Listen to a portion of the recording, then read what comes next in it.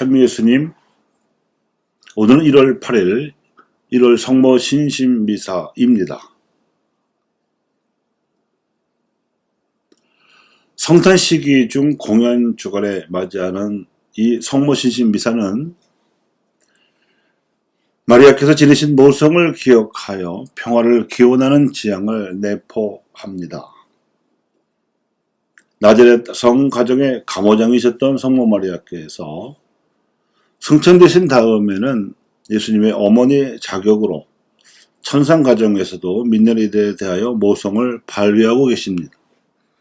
이 천상가정에서 하느님과 예수님 곁에 계신 성모 마리아께 우리가 새해를 맞이하여 전구해야 할 으뜸 가는 지향은 평화입니다. 평화를 위해 성모 마리아께 드리는 전구는 하느님께도 우리 인류와 우리 민족에게도 향합니다. 우리는 우선 창조주 하느님께서 천상에서 인류를 축복해 주시고 예수님께서는 지상에서 우리 믿는 이들 안에 현존하시면서 우리가 당신처럼 평화를 위해 헌신하도록 이끌어 달라고 성모 마리아께 전구를 청해서 통공행위로서 성모께서 지상과 천상을 연결해 주셔야 합니다. 그뿐만 아니라 인류는 지상에서 평화를 해치는 전쟁과 폭력을 당장 멈추도록 기도해야 하며 가톨릭 그리스도인들은 인류가 평화히 살아가도록 평화의 삶을 선도할 것을 다짐해야 합니다.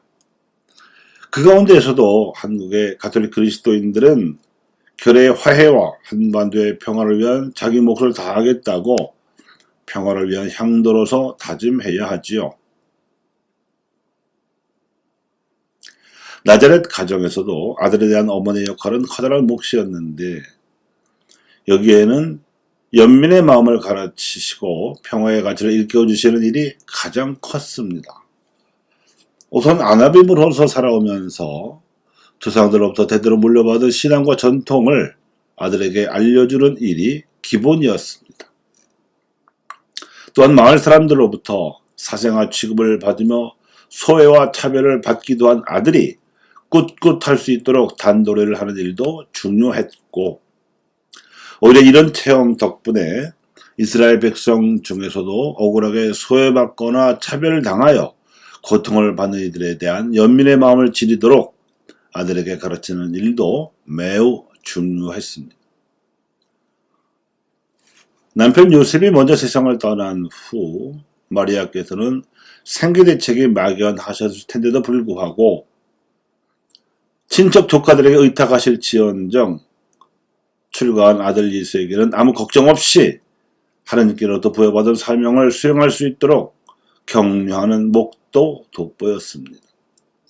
그렇다고 아주 떠나보내신 것도 아니었습니다. 카나의 혼인잔치에서 보듯이 필요한 경우에는 제자들까지도 함께 불러서 예수님으로 하여금 백성들의 일상생활을 함께하면서 센스 있게 하느님의 권능으로 기적을 일으켜서 곤경에서 벗어나도록 도와주는 일도 하셨습니다. 그뿐만이 아니었습니다. 예수님께서 공성을 하시는 동안 성모 마리아께서 내내 함께 하셨습니다.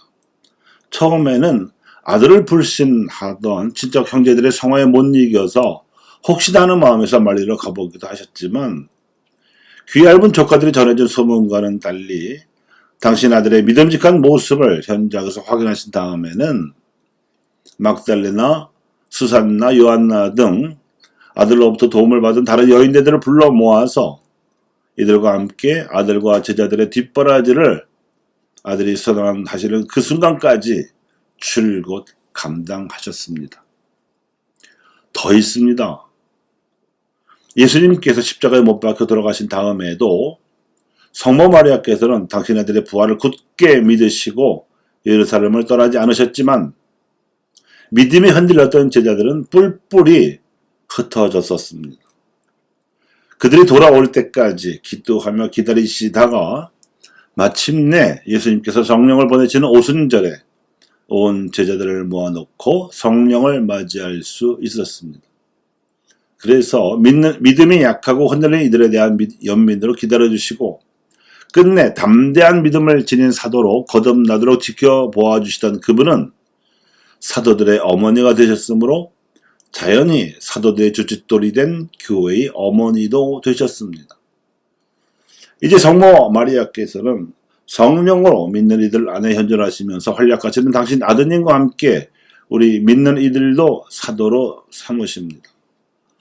그리고는 연민의 마음으로 평화를 실현하도록 우리를 이끄시는 모성의 역할을 맡으신 것입니다. 그래서 마리아께서는 평화의 어머니, 평화의 모후로 불리우시게 되고 우리는 평화의 사도가 되었습니다. 평화의 사도가 된 우리 모두가 각자의 마음속에 평화의 촛불을 켜면 그 촛불이 커져서 증오를 녹이고 무명을 밝힐 수 있습니다.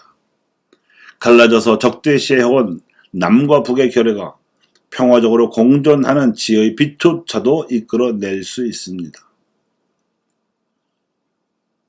올해가 남북이 처음으로 만나서 대화했던 7.4 남북 공동성명 50주년이 되는 해입니다. 여기서 남북 쌍방이 합의한 조국 통일의 원칙은 첫째, 통일은 자주적으로 해결해야 한다는 것과 둘째, 통일은 평화적으로 실현해야 한다는 것과 셋째, 통일은 사상과 이념과 제도의 차이를 초월하여 우선 하나의 민족으로서 민족적 대단결을 도모해야 한다는 것이었습니다. 이렇게 합의해 놓고도 남북은 이 문구에 대한 해석 차이를 넘어서지 못하고 반세기를 끌고 있습니다. 평화의 모후이신 성모 마리아께서 우리의 평화지향 기도를 들으시고 하나님께 전구하시어 남북의 정치 당국자들 뿐만 아니라 온 결의의 마음을 평화 공존의 지혜로 이끌어 주시기를 기도합니다. 아멘.